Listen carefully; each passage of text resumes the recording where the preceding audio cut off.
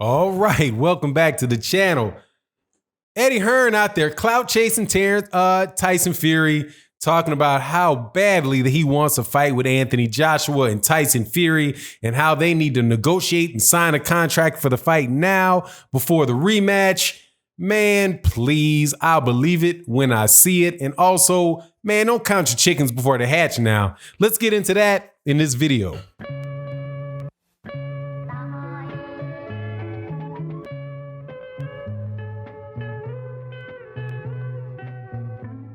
All right, welcome back. All right, so we got Anthony Joshua, who's the IBF, the WBA, and the WBO heavyweight champion of the world. Tyson Fury is the WBC champion of the world. That still does not sound right to me.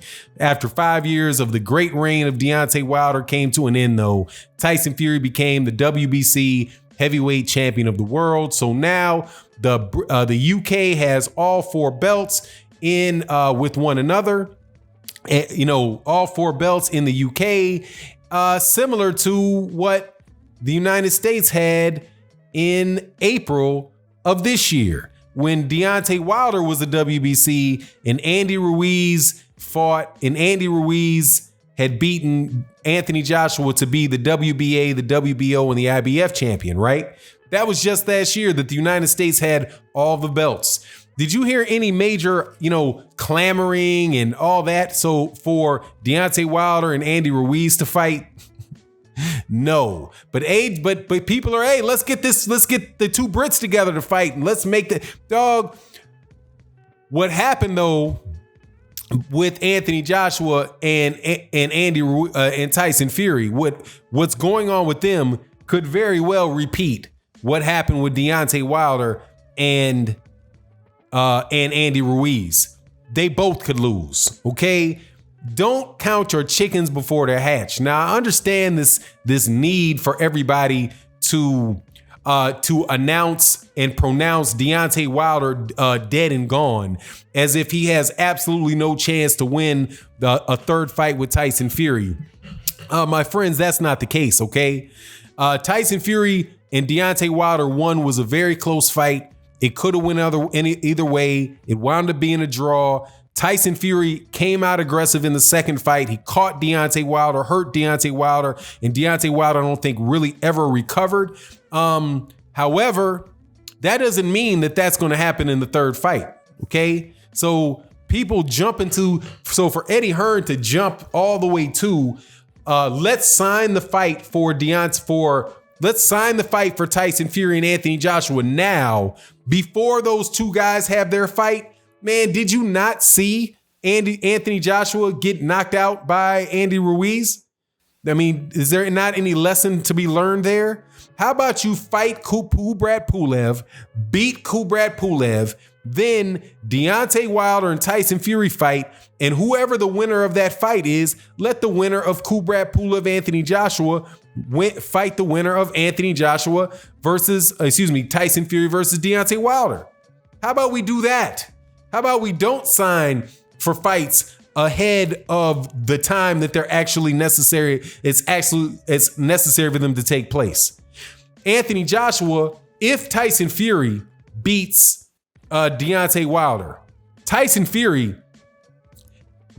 it would be great if Tyson Fury would then fight the winner of Anthony Joshua, Kubrat Pulev, whether that's Anthony Joshua or whether that's Kubrat Pulev.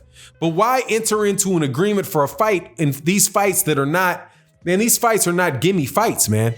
And this has happened many times in boxing, man. And it's one of the things that I really wish people would stop. But I have an understanding, but I really do believe I understand what's going on with Eddie Hearn. Eddie Hearn is using Tyson Fury's name to keep Anthony Joshua some excitement around Anthony Joshua, some excitement that really has never returned to Anthony Joshua. Man, I want to say that it left during the Andy Ruiz fight, but to tell you the truth, I think that it happened before that. I think it happened around the time I think it happened as a result of a steady decline in people's expectations and opinions of expectations for and opinions of Anthony Joshua that led from him ducking Deontay Wilder for a solid year and a half with every kind of excuse under the sun for not doing it. So, the fact that Eddie Hearn is now, ringing the bells for, we need to get this Anthony Joshua, we need to get the Anthony Joshua Tyson Fury fight signed, man, that just seems to me to be just nothing more than a continuation of what he was doing with Deontay Wilder and what he started to do with Deontay Wilder after the first Luis Ortiz pay-per-view.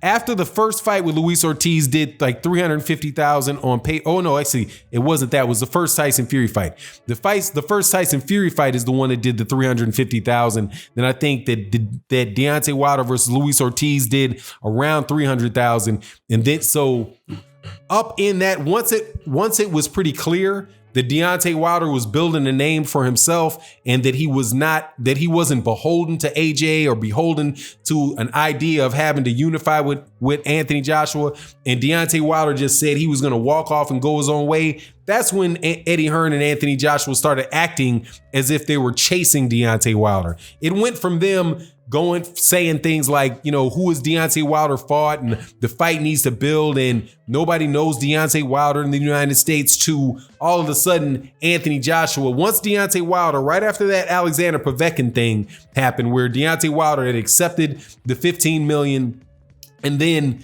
Eddie Hearn came out with this, we got 24 hours from the WBA. Was it the WBA or the IBF? But I think it was the WBA. 24 hours. The WBA gave a 24-hour deadline.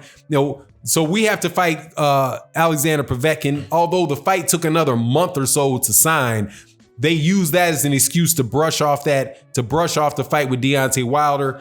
But after Deontay Wilder said, I'm done with this. I'm not doing this anymore. I'm gonna go fight Luis Ortiz. I'm gonna fight this guy. I'm gonna fight that guy, and I'm just gonna go on my own way because these guys aren't serious. Then Eddie Hearn and Anthony Joshua turned their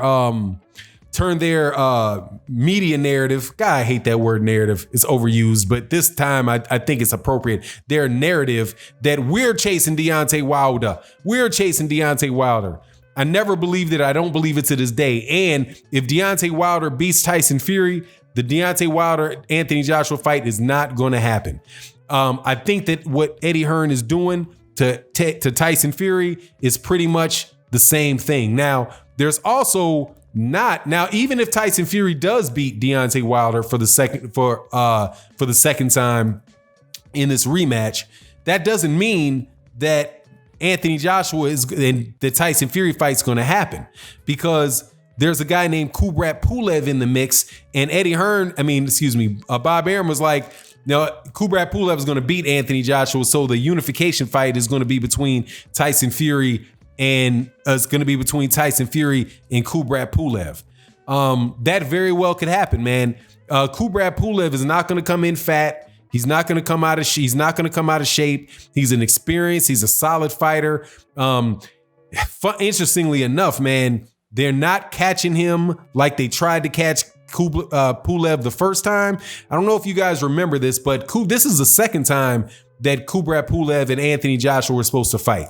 The first time was immediately after the Vladimir Klitschko fight, when the IBF said that Kubrat Pulev was the mandatory. Now, I think they accepted that fight so that they wouldn't have to fight Luis Ortiz, who was the WBA mandatory at the time. So they went with Kubrat Pulev. But Kubrat Pulev said he didn't want the fight because he didn't have enough time to train, that he didn't want to go into a fight with Anthony Joshua with the 8-week training camp. He needed the full 12 weeks training camp. So there was a lot of pressure put on him to fight. But then Kubrat Pulev, very conveniently and not too believably, came up with an injury that prevented him from having the fight with Anthony Joshua. And as a result, that fight was put off. But now you have Kubrat Pulev having more than enough time to prepare, having a promoter that, hey, look, y'all talk a lot about that cheating for Tyson Fury and all that good stuff, man. Look, that is a regular thing. That is not, I wouldn't say it's a regular thing, but it is not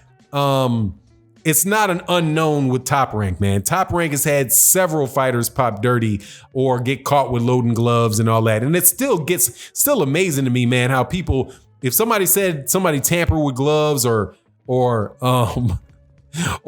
cheated in some way, that people just get out, just jump up. No way, it could have never happened. No way, you're just sorting. No, man.